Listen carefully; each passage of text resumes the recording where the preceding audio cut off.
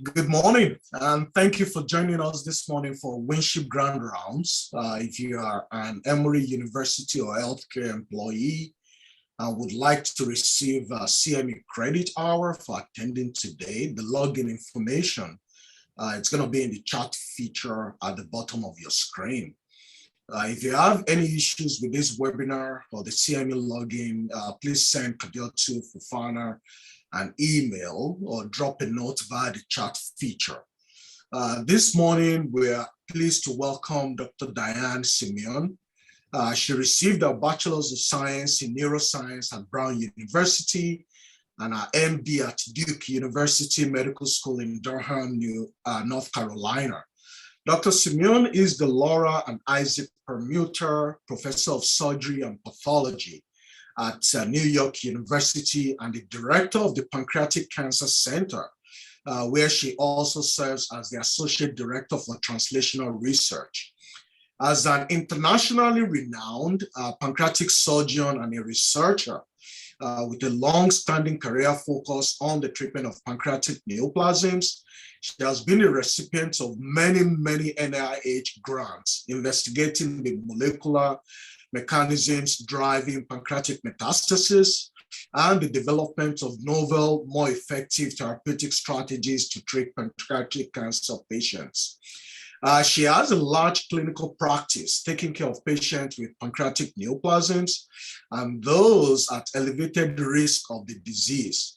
She was actually one of the first to discover pancreatic cancer stem cells, to identify ATDC as the novel oncogene in human cancers and define for the first time unique populations of cancer-associated fibroblasts in pancreatic cancer. She has been an innovator in the development of therapeutic clinical trials for pancreatic cancer and is the PI of Precision Promise, a new adaptive platform clinical trial consortium focused on next generation clinical trials for patients with pancreatic cancer. She also developed and leads the PRECEDE Consortium, an international collaboration of 40 centers to study a large longitudinal cohort of individuals at heritable risk for pancreatic cancer. She served as chair of the Scientific and Medical Advisory Board of the Pancreatic Cancer Action Network, PANCAN, and has previously served as the president of the Society of University Surgeons and the American Pancreatic Association, as well as on the NCI's Pancreatic Cancer Task Force. Welcome, Dr. Simeone. Well, thank you. It's my absolute pleasure to be here. I guess to be here is a relative term, and but certainly absent of being able to be in Atlanta in person, it's really a pleasure to be able to talk to you all today about some of the approaches we're taking for pancreas cancer and maybe tell you the why of some of these efforts. So, you know, these are all numbers that all of you are familiar with, and really pancreatic cancer has been a challenge to treat.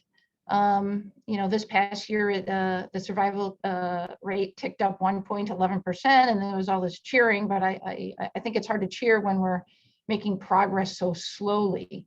And as we all know, the incidence continues to increase, and there was that, I always joke with Lynn Matriz, you know, wrote the paper, who was past president of the ACR, the paper showing that with current modeling that pancreatic cancer has become the second leading cause of death in the US by 2030, that will be your most highly cited paper. Just highlighting this problem and perhaps highlighting, despite a lot of sincere efforts, how we haven't made the impact that we've wanted to. Now, as a surgeon, you know, obviously we have, I have unique tools to try to tackle this problem. You know, part of the goals we have are to try to appropriately select operative patients, optimize therapeutic approaches. And of course, we keep trying to be thoughtful in how we push the envelope in who are candidates for resection. Also, we play a role in trying to help identify patients who have high-risk lesions that are amenable to resection. So, you know, these things allow us to help quite a few patients. But I just wanted to put this quote up here because I remember it was some throwaway journal, and it was an article by Murray Brennan, who was a renowned pancreatic surgeon and head of the department at Sloan Kettering in the past. And I saw this quote, and it kind of struck me, where it said, I've spent my entire life moving deck chairs around the Titanic. And I guess what I would say is, if we approach pancreatic cancer solely from a surgical perspective, I don't think that is how we're going to move the needle. And so I show this slide, and this is actually an older slide. I actually made this slide back in 1995, believe it or not, where, I was just embarking in my academic career. And while I decided I want to try to work on pancreatic cancer, because really hardly anyone was working on it. And while we have surgery as a tool, it's often not an option, not as curative in only a small percentage of patients. And so we really had to do a lot of work to better understand this disease and address these 2 points that I have in the bottom, which are, how do we get more effective therapies, and how do we detect this disease early? So I'm going to tell you some approaches we've taken to try to chart this path. Now, since those early days, since I got my first NIH grant, and I think it was 1997 or 1998 on pancreatic cancer, and there weren't that many back then. We now have quite a large scientific community working on pancreatic cancer, and we have a much more nuanced and complex understanding of the biology of this disease. We also know that pancreatic cancers are not all the same. We used to put them all in the same bucket, which was the bad bucket, but we certainly do know, and any of you out there who treat these patients know, that we clearly see heterogeneous responses, although we have an incomplete understanding of those responses. And then as a third point, we have an increasing number of therapeutic agents that are available to treat pancreatic cancer. And I think we could all agree that it's probably not going to be a single agent, but it's probably going to need to be a unique combination of drugs, perhaps sequenced in the proper manner to have efficacy. Now, there are lots of really interesting active areas of research in pancreatic cancer. You can open up any Cell Science, Nature, Cancer Discovery Journal, JCO, every month, and you'll see a really interesting paper on the biology of pancreas cancer, focusing on genomics. We've done comprehensive genomic characterization of pancreatic cancer. We have some really interesting drugs that are coming out that may afford us a new opportunity to target KRAS. Obviously, pancreatic cancer is known to be have a particularly immunosuppressive tumor microenvironment. So designing ways to activate the dormant immune system are being actively pursued. It's been identified that pancreatic cancer has unique metabolic vulnerabilities, and there are definitely a number of labs around the country and world targeting that aspect. Why does pancreatic cancer metastasize so early? What are those signals that drive it? And then understanding not only inter but intratumoral heterogeneity. And all this work has led to the development and testing of novel therapeutics. And in fact, when I started out, I was a surgeon and I also did basic science. But as I found some of my work going into the clinical trial space and actually sitting on the NCI Pancreatic Cancer Task Force, it became clear to me that perhaps we need to rethink our approach to drug development for pancreatic cancer. And I show this slide because you can imagine there could be hundreds of therapies and ways to target it, and they're all in process of being tested. But part of the problem is we've had a lot of failed trials, and I would say we've had a lack of insight into why these trials have failed. So let's just look at some of the issues involving clinical trials for pancreatic cancer. It is hard to move compelling science forward into clinical trials. It really takes a team. I'm sure many of you on this webinar realize that in your respective fields. Pancreatic cancer has been a tough territory to get drug companies to engage in, and funding for trials has been limited. Probably the straw that broke the camel's back for me was a number of years ago, where there were 8 different centers doing a small single-arm phase 2 trial to see if an anti-PD-1 would affect pancreatic cancer. All failed, no communication among the centers. And I just took a pause and said, I think our field can do better than this. We don't have very good predictive biomarkers. I mean, we do know that MSI high pancreatic cancers may have unique responses to anti-PD-1, but short of that, and perhaps germline BRCA patients, we don't have good biomarkers predictive of therapeutic response. We don't really know what's going on in patient tumors when we treat them. There really hasn't been an aggressive approach to study actual patient tumor responses.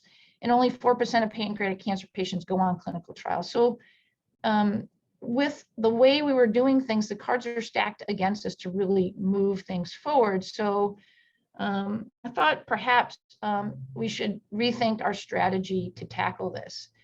And it's probably about maybe 5.5 years ago, I actually reached out to the Pancreatic Cancer Action Network, and some of you may know Julie Fleshman, who's the head of that organization. And I said, I think we have to rethink this and go about it a different way. And she agreed.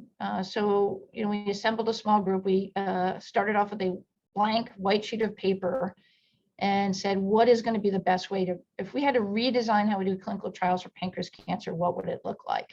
And we actually spent a whole year thinking about what that best strategy would be, got a lot of input, and I'm going to show you what came out of that, which I think is a pretty thoughtful approach that has the potential to change the field from a drug development perspective. So if you were sitting there with that white sheet of paper, what would you decide?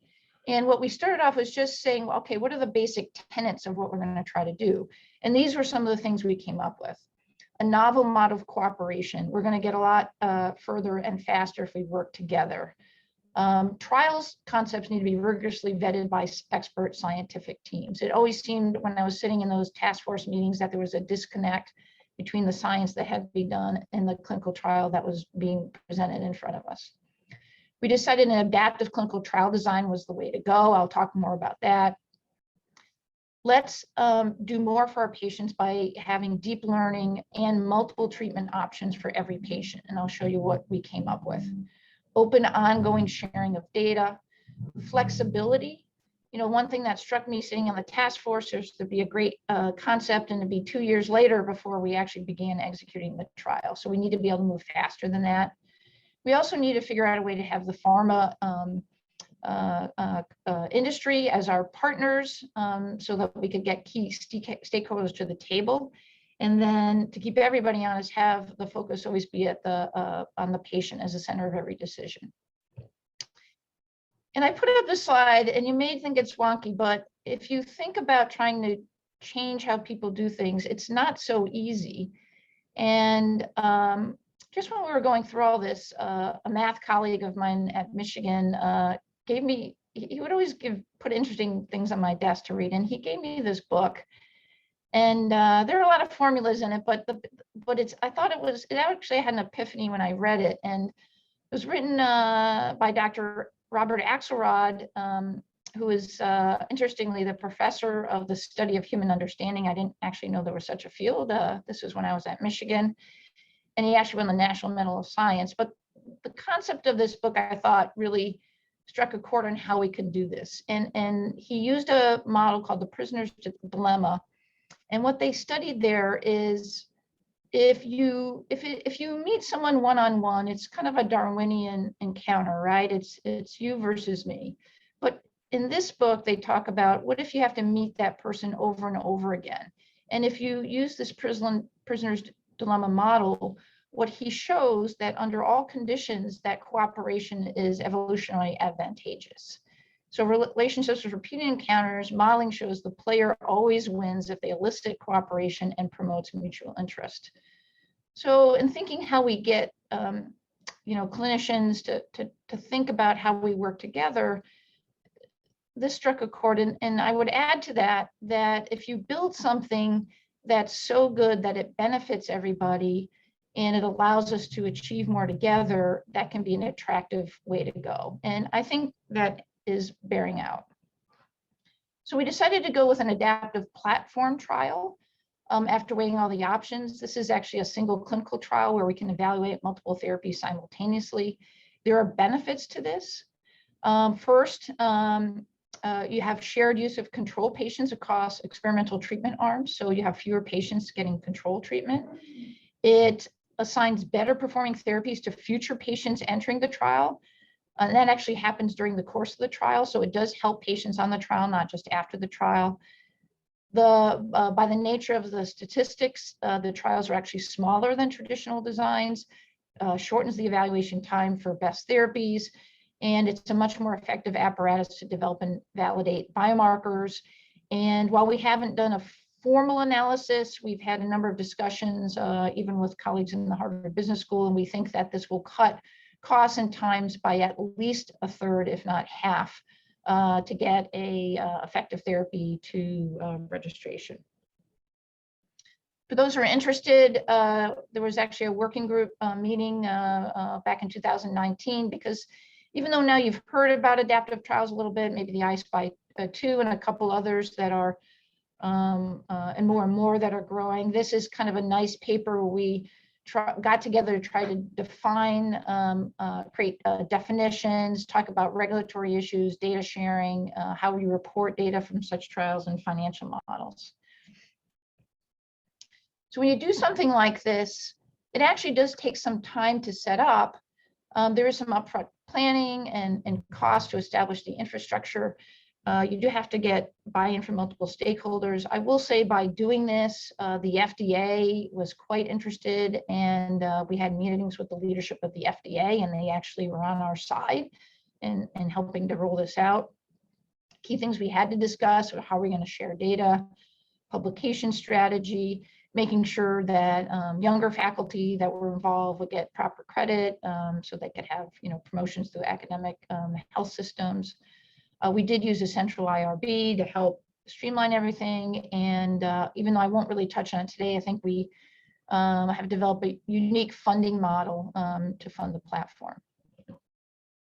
So what we came up with to start is an adaptive phase 2-3 registration ready trial. There was a lot of talk initially about having it have a bunch of IITs in it, but we all thought that we were better off developing something that could take a regimen to registration.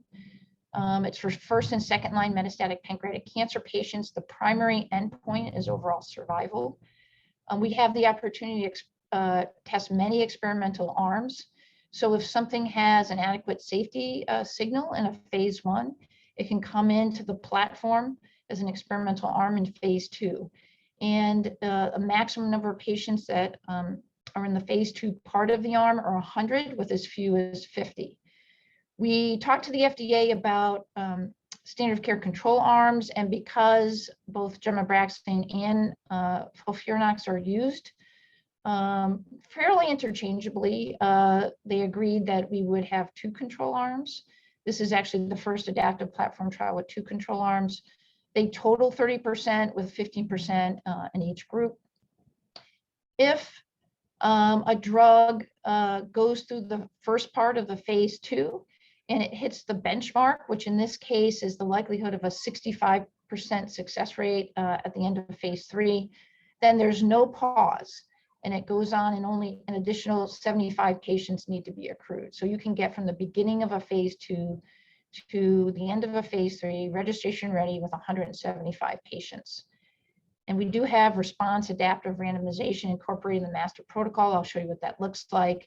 And here's another thing that we built in here, and this was really based on our desire to have something. So if patients came into the trial in first line and what they got didn't work, could we offer them something else? And we were able to convince the FDA to allow us to build that in. I'll show you a little bit more about that later. So first line patients can be re-randomized to a second line therapy, with both therapies counting towards overall survival.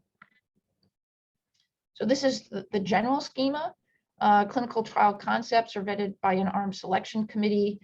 Things that look like they're good to go would go into the phase 2-3 platform, deep study of every patient, And you can have either an accelerated path to FDA approval or fast failure of non-effective therapies. An underlay of this is supportive care research, unique financial modeling. We do include patient-reported outcomes. We have large-scale genomic analyses where genomic data is captured on every patient, and comprehensive biomarker discovery. So just a little bit about tissue collection and biomarkers. So we basically mandated that patients did need to get tumor biopsies at the beginning of the study and 8 weeks on treatment, so that we can understand why treatments might work in some patients and not in others, or why a treatment that may have cured pancreatic cancer in mice didn't work at all in humans. We also collect blood for research purposes. There's a standardized molecular gene panel. There's a transcriptomic analysis that's all done with Tempus, germline testing, and also an immune-based signature that's obtained on each patient. Now, in some tumors, actually, we have molecular subtypes, but in pancreatic cancer, we really are limited in that regard. So coming in, the subtypes are basically line 1 and line 2, or line 1 and 2. And hypotheses can be brought in with an arm of what a potential predictive biomarker might be. And it can be looked at as we go along. And then if it proves to be an effective predictive biomarker, then it can be built into the trial going forward. And there's standardization of imaging across all sites. Just a little bit about the control arms, just to let you see kind of the nuance to this. So the FDA was supportive of experimental arms built either on a backbone of GA or FOLFIRINOX. They did mandate that we had both control arms available. So both GA and FOLFIRINOX are open to all patients, both in first and second line, and they're assigned based on randomization. And if someone is in first line and gets re-randomized to a second line therapy, it can either be another experimental therapy or it can be a control they haven't gotten.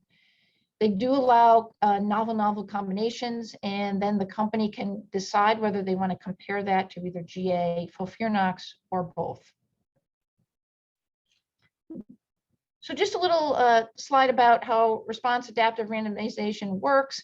So after, and I'll show you the next slide a little bit more, but after the first 50 patients coming in an arm, then the statisticians look at the results in a monthly basis.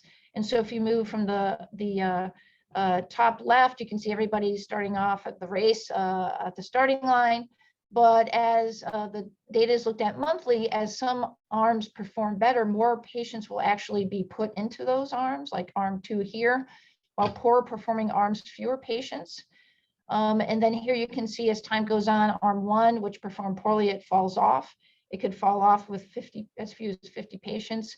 And then other arms, if they were effective, could graduate into the next phase. And that's an example of that shown here. Another way to look at it is shown here, where you can see here the 2 control arms, gemabraxane and FOLFIRINOX, each 15%, and then 70% of all the patients are randomized across the arms. And then so here, if we just show what happens with one arm, the first 50 patients are accrued, and then monthly analyses for futility are performed by the statistical monitoring committee. And then again, if it hits the benchmark of having a reasonable likelihood of success, which was set as 65% here, it would then move on to stage 2 with a total of 75 patients. So the indication disease, if the treatment assigned to patients in line 1 fails, the patient can be re-randomized to line 2. Patient assignment is stratified by therapy. So the 3 possible graduating signatures are line 1, line 2, or line 1 and 2. So some companies will come in where they just want to test their therapeutic in second line, other companies only in line 1, and some companies in line 1 and 2. And we currently have 3 experimental arms that are active in the platform. This is another way to look at it. And you can see there's not an end of the time of the trial. You know, our goal is really to get to a significant improvement in survival for pancreatic cancer. So you have patients around the country that are getting screened. They consent to the master protocol. There's adaptive randomization. They may get randomized to one of the two standard therapies or one of a number of experimental arms. Here's an example of an experimental arm that stopped for futility. One of our first 3 arms just stopped for futility after 50 patients. So that's a very efficient way to know if a therapy isn't working. Here's an arm that might go on to phase 3. And then you can see as we learn, new experimental arms will come on over time. And we certainly expect that either as we end up having enough patients with the head-to-head comparison of GA and FOLFIRINOX, that either one of those will fall off, or we may develop molecular signatures that would allow randomization into one of those types of therapies, or one of these experimental arms may become a new standard of care. Just a brief mention of one statistical thing we did that was novel. We actually created 12 new clinical trial innovations as part of this. And it's interesting, when we started this, what was clear is even though there was all this exciting innovation happening in science, there was not much innovation happening in the clinical trial space. So I think this is, I'm a big believer that you can innovate along the entire continuum from what happens in the bench to even how we deliver care to patients in the clinic. And this is just one example. And I want to give credit to Don Barry, who is the lead statistician of the team. And here we actually challenged Don. We want to help patients on their pancreatic cancer journey. So if we put them in the trial and something doesn't work for them, we want to give them something else. Can we do that and still have the drugs count for overall survival? And he said, never been done. I don't think we can do it. But we pressed him. And he actually came up with this, a way to do it. And it's actually based on a baseball analogy. And if any of you out there are baseball fans, you would be familiar with this. It's called wins above average. And the way I like to think about it is, what if you're the, I guess I'd say the Atlanta Braves, but I don't know all the players there. But what if you're the New York Yankees and you have Derek Jeter at shortstop? If you're looking at the contribution of Derek Jeter to the final win-loss record for the Yankees for the season, Derek Jeter is going to contribute a certain number of wins above the average for the all the teams, as opposed to, for example, for someone like me playing shortstop. So if you take that baseball analogy and apply it here, and you have enough patients getting that therapy in first line or in second line, and we have the layering with the different experimental arms, there's actually enough statistical rigor to have a regimen, have a the clinical trial analogy would be survival above control, where an experimental arm equals the player and control equals the lead average. So we proposed this to the FDA, and they actually thought it was a great idea, and they agreed to adopt it. And this is just one example. And you know, to me, it's kind of surprising that we have more sophisticated statistics in baseball than in clinical trials. So I think that's why I love having, you know, kind of a diverse multidisciplinary input to some of the problems we try to solve. An important part of this is the pharma pipeline. So we need to have regimens coming in. We've established a pharma consortium with the help of PanCan, who has generously served as the fabric and backbone to this effort. There's a monthly pipeline business report. There's a committee that helps develop new clinical trial concepts. There's even committees that evaluate all the exciting translational science out there, help develop arms. Each center that's involved is responsible yearly for giving what we call a big kahuna, where they present the most interesting science that or clinical trial concept at their site. And then, of course, anybody from the scientific or pharmaceutical community can come forth with an exciting clinical trial concept. We have, and PanCan has agreed, if we have something we're really excited about bringing to the trial, we can actually have Precision Promise serve as an umbrella, where we can actually execute the phase 1 within a couple sites within Precision Promise, and then have it feed into the 2-3 platform. The other thing is there are lots of companies out there that have interesting therapeutics, but they don't have pancreatic cancer expertise, or they need help with preclinical modeling. And so we have research teams to help with that. So we really think we need to vet 6 to 7 clinical trial concepts per year, and our goal is to lead to 2 new arms per year. And we do think the platform could run 4 to 6 arms simultaneously. So really what we're trying to do is to build that continuum. As a number of years ago, and some of you may on the call may even have been a recipient of some of the PanCan grants, a lot of basic science discovery, preclinical evaluation. Now we're, talking about adding in more of a phase 1 network, this robust phase 2-3 platform, which hopefully will need to lead to new therapies. And the phase 1 part is new. And then, we do have intentions to take this and extend it into the locally advanced and potentially resectable space. One other interesting part of the trial is we really want to study, pancreatic cancer patients are particularly challenging because they have a lot of comorbidities, infections, obstruction of the biliary tract, GI tract, and building in supportive care research we thought was very important. So there's a supportive care research team. There are questionnaires built in to look at quality of life, patient-reported outcomes. There's a sub-study with actigraphy, seeing if changes in activity may be a biomarker for disease progression.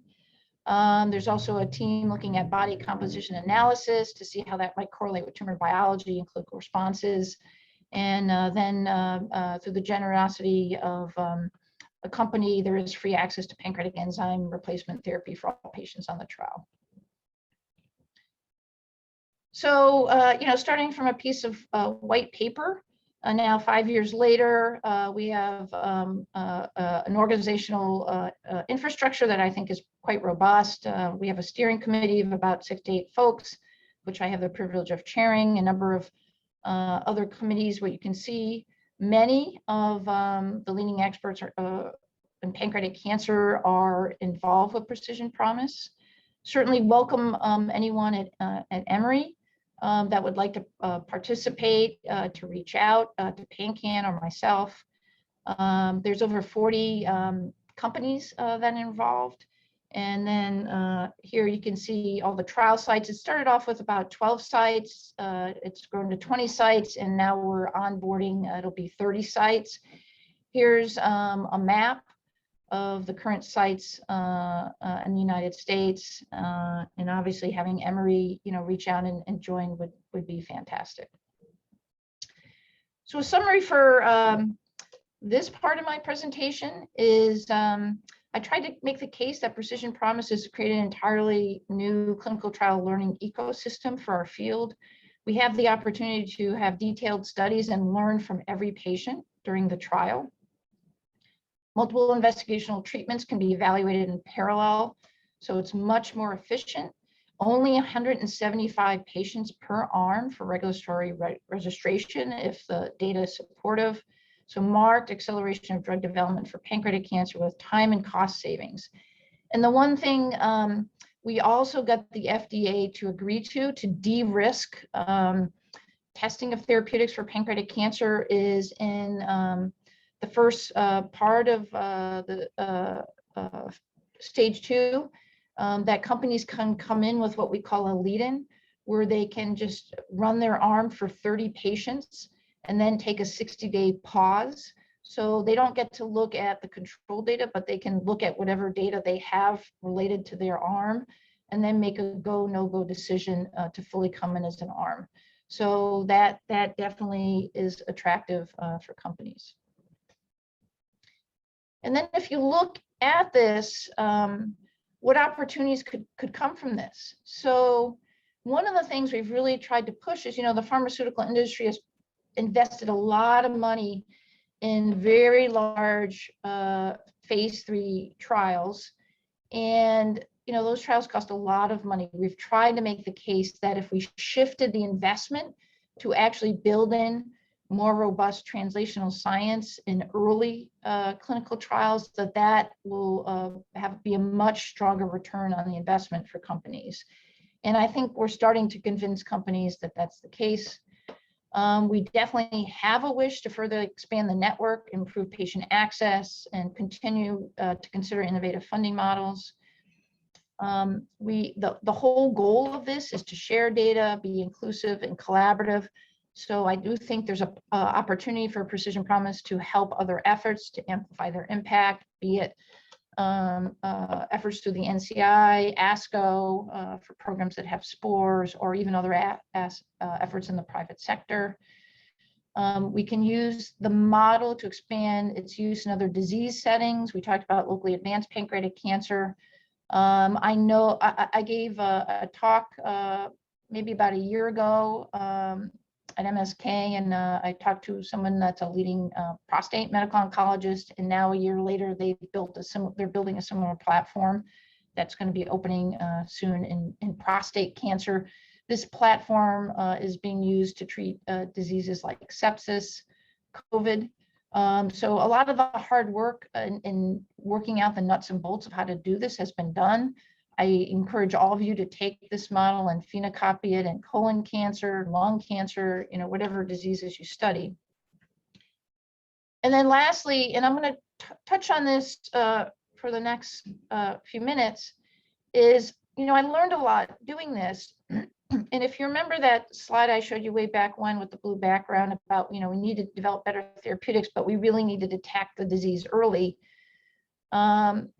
It struck me that some of the same concepts that we use for Precision Promise could also be used to develop a more effective effort for early detection.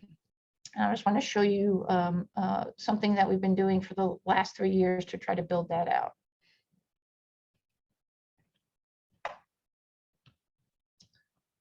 For some reason, it's not advancing. Oh, there we go. So, it's hard to take care of advanced pancreatic cancer, and I do think we can make inroads with getting better therapies to patients. But I think, finding early disease is just going to put us in a whole other space. And this is kind of old SEER data, but you can see for patients who undergo resection, the survival is clearly better. And then, there's older Japanese data, but even some more recent SEER data that show if we're able to find tumors when they're small, and here they wrote about tumors that were resected that are less than 10 millimeters in size, the 5-year survival rates were in the 75% range. And there is a small amount of data from screening programs that early detection can result in survival rates in that range. So this is very appealing to not only try to develop better therapeutics, but really think about how we might work together differently to drive early detection. And as a clinician, I'm still struck with what we don't know. I see patients with pancreatic cancer in the clinic. I would say 50% of the patients I see in the clinic, I do not know why they have pancreatic cancer. I can't clearly identify a risk factor. We don't know who's at risk. We don't know what that risk is. We have ill-defined quantification of risk. And then how do we, what can we do about this to try to help patients, both in terms of early detection and prevention? And I think we could all agree that of all the things we do, perhaps early detection prevention may be the most important to changing survival for pancreatic cancer. And so 3 years ago, I thought, well, let's try to build something like Precision Promise, but for early detection. And we got a starter donation to do that, and I'll show you, and we use that to build a high quality database, and that's with Arbor Research, and I'll show you what we've done so far.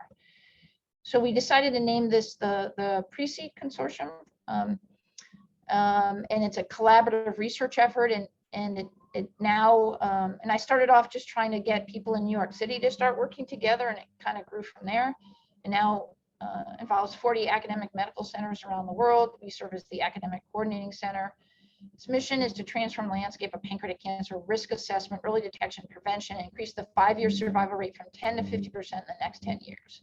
So I'm putting that out on paper. Maybe people think I'm crazy, but I think if we say as a community, we need to get to 50% survival rate for pancreatic cancer in the next 10 years, and then we map out a strategy to do that, we're going to be much more effective than if we don't set such an ambitious goal. In the early detection space, it's the largest effort of its kind. again, a novel model of data sharing across medical centers. We started out in the US, now it's growing worldwide. By combining data from all these sites, we're able to move much more effectively and quickly to identify modes of early detection. We made a conscious decision to focus on individuals with heritable risk of pancreatic cancer. There is the NOD study that's being done by the NIH and PanCan looking at new onset diabetes. I thought trying to really get at early detection by studying individuals at elevated risk was going to help us more quickly find early detection tests because all these patients get screened and get imaging, and so it lends itself to help push the early detection field forward. There are a number of specific aims around this project, and one thing that was really important, and if you read some of the studies like CAPS and some of the European efforts, which are all very laudable, some of the limitations is there was not standardization of how data is collected. So what we tried to do here is right up front, standardize collection of demographic, clinical imaging data, and biosamples. And so this is a longitudinal heritable high-risk cohort study. We want to generate proof of the importance of surveillance for pancreatic cancer. We really need a lot of patients to be able to prove that. If you look at the studies that were needed to prove that CT scanning was appropriate in certain patient populations to mitigate lung cancer risk, it took about 10 to 11,000 patients. So that's what we're looking at here. We actually did some of the initial work, and I helped assemble the committee at ASCO to set the guidelines that all patients with pancreatic cancer should get germline testing. We had done a study at Michigan where we got Myriad to donate 500 free tests, and when we tested a continual sequence of patients, we found a 15% hit rate in our pancreatic cancer patients back then with pathogenic germline mutations, half of which had no family history that would suggest that they had a germline mutation. It's going to allow us to not only look at germline mutations, but study modifiers at risk, including environmental factors, look at disease penetrance. We have a huge gap in our understanding of the genes that cause pancreatic cancer. Even in these families that have a lot of pancreatic cancer, 85% of the heritability is missing, probably because those studies have never had pancreatic tumor tissue as part of the biosample set that's been collected to really hunt for these genes. And it may be also that we need long read technology to go after that. So the consortium is getting set up to tackle that. And then here with longitudinal study, we have the opportunity to develop and validate biomarker assays, be it blood tests, either individual or in panel, imaging using machine learning and AI that detects pancreatic cancer at its earliest stage. So the study design is to collect the data, as I mentioned, and I'll show you who we're collecting data on. We will be, it's a 10-year study, and it's going to be 10,000 high-risk individuals. Any center is welcome to join. There are certain basic criteria. Centers kind of have to have their act together, where they see at least 50 or 75 patients at risk a year. They need to have some semblance of a multidisciplinary team. They have to have an infrastructure so that they can collect blood and store it, and some staffing to consent patients. And there is some funding through the consortium that partially offsets these activities, and additional larger scale NIH grants have been submitted. Importantly, centers can only join if they philosophically agree to share data. Similar kind of organizational structure to Precision Promise. And you can see all the committees there. We have a modifiable risk factor committee. We have a genetics committee. We have a diversity, equity, and inclusion committee. And then we used Arbor Research as the data coordinating center. They help with all the regulatory work. And they actually do this for a number of the large NIH consortia. So they're very adept at this. So we wanted to capture kind of any patient who might wander into the clinic worried about their risk for pancreatic cancer. There's things to learn from all these patients. Cohort 1 is kind of the typical cohort you would see of people who have familial pancreatic cancer, or they have a PGB and a family history. We also included people who have a mother and father with pancreas cancer. It's surprising, we definitely see an increasing number of people in this category. Cohort 2 are people that will say there's smoke, but there's not a fire. They might have a PGV, but that is associated with pancreatic risk, but not a clearly defined history of pancreatic cancer in their family. There's heterogeneity in who screens folks with germline ATM, BRCA2, and PALB2 mutations. Some centers do, some centers don't. There was a recent ASGE guidelines that came out suggesting recommending screening BRCA patients without a family history. We tend to screen BRCA2 without a family history starting at age 50 because they have at least a 6 to 7% lifetime risk of pancreas cancer. And we think if you have above a 5% risk that it's reasonable to think about screening. The important thing is we're collecting data on all these patients. Other cohorts are cohort 3, individuals meeting criteria for entry into cohort 1 or 2, but they're too young. These people are very engaged and want to understand what the risks. They'll often come in for genetic testing. And I think they're an interesting group of people that you can look at issues regarding cascade testing, the psychosocial stress of having family members with pancreas cancer. Cohort 4 are people who have a single first-degree relative of pancreatic cancer. And many of you may know now that's NCCN guidelines that all these folks should get germline testing. So if they have a positive germline test, they'll be enrolled in screening. If they don't have a positive test, they still can enroll in the database and be tracked. We have actually had now a number of incident pancreatic cancers at our site, and 2 of these individuals were actually in cohort 4 who happened to come into the clinic and they had a single first-degree relative. And they only got screening because they had somebody in New York City got a CT or MRI on them for some other reason, and they had a tiny pancreatic cyst, and they developed pancreas cancer, and it wasn't in the cystic lesion. So I think it's important to include them. Cohort 5 are individuals in the other cohorts where there may be value of collecting data or biosamples for research studies. And cohort 6 is an important one. That we have. So this is pancreatic cancer patients that with their diagnosis either have FPC or have a relevant PGV, where we can collect tissue, and that'll be important for genomic studies, but importantly then there could be cascade testing of their family members. We have also added an elective pancreatic cyst cohort because the database is so set up for that. The data elements are pretty similar. And some centers can use the database for this if they wish. So the way the database works is each center only sees their own patients in a private manner. But if studies are done through the consortium, the data can be shared in a de-identified manner. This has been like an amazing effort. We were the first site to open in May of 2020. This is all in the middle of the pandemic. And we now have 31 actively enrolling sites. This is the weekly enrollment report we get from Arbor Research.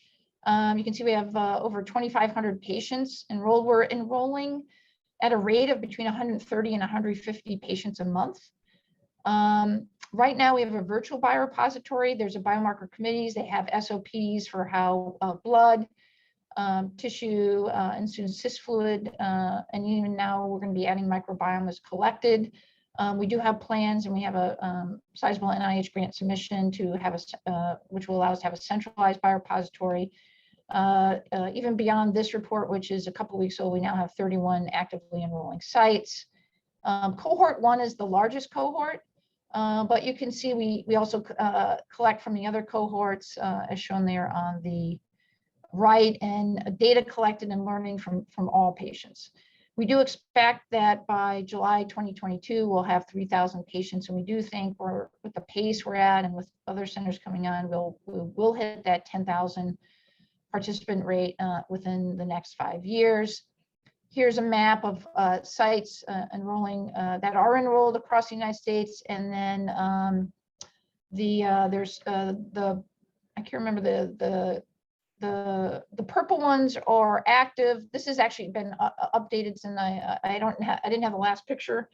But the green ones are the ones that are enrolling, and some of these have already opened. MD Anderson just opened. There's some other ones around the country. UCSF is opening, et cetera, et cetera. By word of mouth, other sites around the country have reached out, and we have a number of sites open, and you can see which ones they are, and then there are a number that are in the approval process.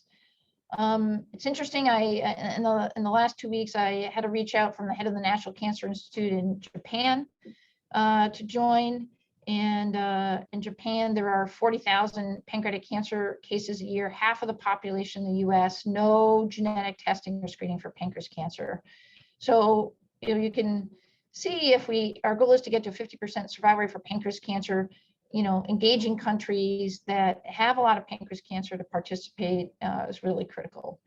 And then I also got a call from a center in Norway, the University Hospital in Oslo, and they wanted to join Precede, so they actually wrote a government grant, and for the first time, they will have a screening program in their country and will be able to participate in Precede. So I find this to be, really amazing collaboration that's built out. We have so the platform invites people to use the data, and I do expect, I'll predict over the next 10 years, we'll have over 1,000 papers that come from this platform. The first one we wrote was, and this was an invited commentary from Gastro, where it's just how we should think as a field to get more organized, to really go after early detection for pancreatic cancer. And we talk about that and the opportunities, the challenges, and try to create a path forward. We also have done some things, for example, we've standardized how EUS is done and create a simple drop-down template that can then built into the standard Provation program. Surprisingly, EUS is not standardized at all. And so I think having all these centers do this the same way and report it the same way just advances the field in general. There's an MRI working group that has done a similar thing, and there's a manuscript that's actually been submitted. These are some of the studies that are underway from this platform, and I suspect if I give this talk in 6 months that this will be doubled. It's just an incredibly rich data source to really move the field forward for early detection. And I will say a study that many patients are excited to participate, because they definitely have a feel that by everybody working together that we can actually accomplish some tangible things. So this is my last slide. So in summary, I try to kind of present the case that we need to think differently about pancreas cancer. I think we need to go big. I think we need to declare pancreatic cancer an emergency that we have to tackle in a different way. Here we show that by working together, we can build, an amazing, extremely helpful platform for drug development for pancreatic cancer. And I do think that the Precede Consortium lends itself to really pushing the field for early detection of pancreatic cancer. We have calculated for the consortium that in the first 5 years, we'll have 300 cases of pancreas cancer that develop, and by 10 years, we'll have 1,200 cases with an average risk of about 10% for every patients that enter the consortium. So I'm hoping that during the lifetime of the study, we'll be able to mitigate that. I like the quote at the top. There's a lot of bravado that people put forth about what they can accomplish in a year. But what I'm putting forth is, let's just say where we need to be in 10 years and then map out an effective strategy. For those of you interested, I had the privilege of being on a podcast and Freakonomics. It's actually played on NPR a number of times with Ned Sharpless and the CEO of Moderna about different approaches to fix the incentives in cancer research. And just want to thank incredible community of colleagues around the country that have participated in these efforts. Thank you very much. Thank you very, very much, Dr. Simeone, for that excellent presentation. For everyone on the webinar, if you have any questions, please go ahead and use the Q&A feature that is located at the bottom of your screen. While we wait on questions, I also would like to mention that next week we will hear from Satnam Patel from MD Anderson, who will be presenting the eye in team science for uveal melanoma. And to view all upcoming Winship Grand Round lectures, please visit the Grand Rounds page on the Winship Cancer Center website or the Winship calendar. While we're waiting for questions from the audience, Dr. Simeone, I think the Precision Promise platform is really highly innovative in allowing patients to continue to another investigational arm. Because oftentimes what we see in real world practice is that the delay in moving patients from one clinical trial to another often leads to a drop-off that unfortunately contributes to probably the dismal 4% rate that you quoted for trial enrollment among PDAC patients. And I can say that we at Emory are really excited to start a conversation regarding collaborating, not just on the Precision Promise platform, but also on Precede. But I would just like to know some of the ideas or thoughts regarding making sure that we enroll more minority patients, especially on Precede, because what typically has happened, for example, in the Cancer Atlas Genome Project, is that you have such a small number of minority patients that sometimes you really cannot translate, the findings to the minority populations. So that's an excellent point. I think you saw we do have a diversity, equity, inclusion committee. We know that underrepresented minorities are less likely to come into tertiary academic centers. We know they're even worse than that, less likely to enroll in screening programs. We have a multi-pronged approach to try to tackle that. At our annual meeting for the Precede investigators, we invited some of our colleagues in leadership positions at the NIH to come and said, we're building this platform, help us work with us to be able to maximize, having diverse patients enter the platform. We definitely want to do that. All of our individual centers are reaching out to communities to try to do that.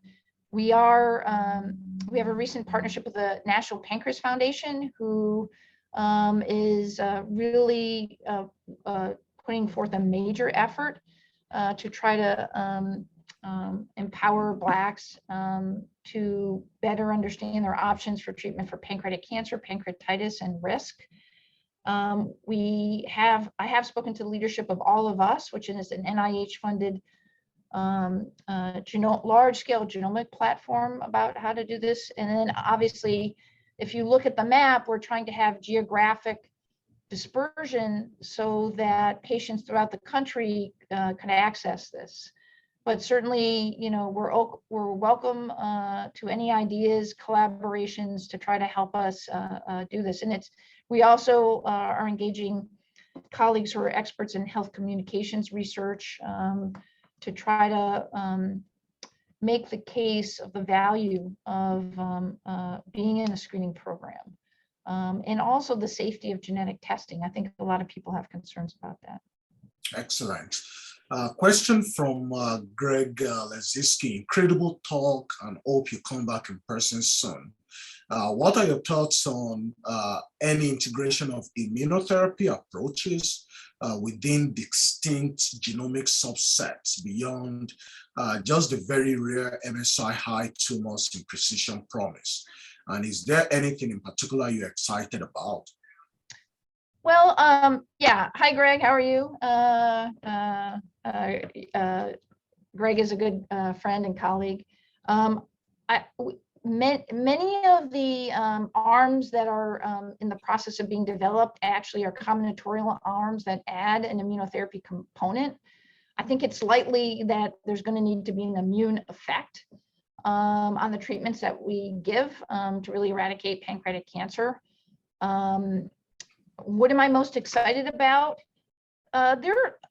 Without picking one, I think there are a number of very interesting immune-based angles. We do have 2 arms that are being developed, and I can't say what they are because they haven't been, the contracts haven't been completed, that are quads that have a combination of chemotherapy that the phase 1 data looks good. There's also, I actually just attend the international workshop for CAR T-based therapy, and for the first time they had a whole day on solid tumors, and there's some interesting approaches in that domain. So I think the great part about this is we're welcome to all ideas. Anybody who has an interesting clinical trial concept can reach out and present it. And the important thing is, as arms come through, by getting biopsies of patients before treatment, on treatment, and comparing them, we're going to be able to we're going to learn as we go and get smarter. And I think the arms that we develop will become more sophisticated and nuanced. Thank you so much, Dr. Simeone. I know you have to go to the operating room. There are a couple of questions in the chat box, but I'll tackle that one there by Jenny Wang. That's Yang that's in the screen. So, can your consortium open trials to new molecular MRI imaging agents? So we we would love for Emory to join both of these platforms.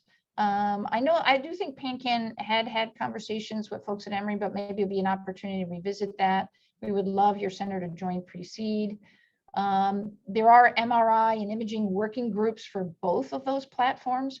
So for any of you that are doing research in those domains, we would welcome your involvement, and I'll leave that as an open invitation.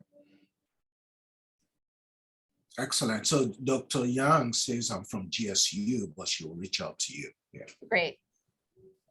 Eddie, can we take just one more question, because the chat is really exploding? Is there another question? I didn't see it. Yeah, so there's one from Ned Waller. Great talk. Are you measuring any markers of immunity in Precede, either frequencies of cells that may protect from subsequent PDAC development, or antigen-specific T cells or B cells that may have been generated into PDAC-associated antigens? So, we're really just getting, I would say the main effort so far has been getting the infrastructure in place and getting the sizable number of patients, enrolled. But now we are really digging into the research, and we realize that the longitudinal samples are relatively precious, but many of our sites have all kinds of samples that have been collected already. So for anyone who has an interesting idea, and I do think what you're mentioning will be quite interesting to look at in patients, we're open.